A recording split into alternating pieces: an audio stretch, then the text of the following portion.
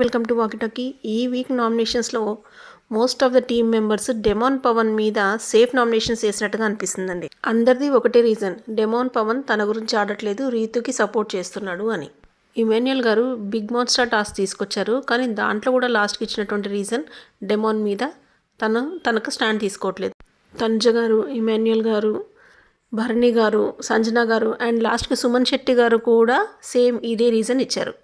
Demon Pawan ఫిజికల్గా strong అని అందరూ డెమాన్ మీద పడిపోతే ఎలా అండి? టాస్క్లు ఏవచ్చినా కూడా డెమాన్ పవన్ స్ట్రాంగ్ అని డెమాన్ని అవాయిడ్ చేశారు.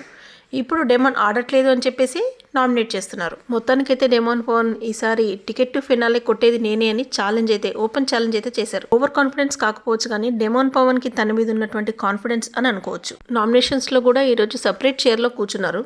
మరి టికెట్ టు ఫినాలే ఎలా కొడతారు, ఎంత స్ట్రగుల్ ఉంటుందో వేచి చూడాలి. Please subscribe my channel Walkie Talkie for short and clear updates.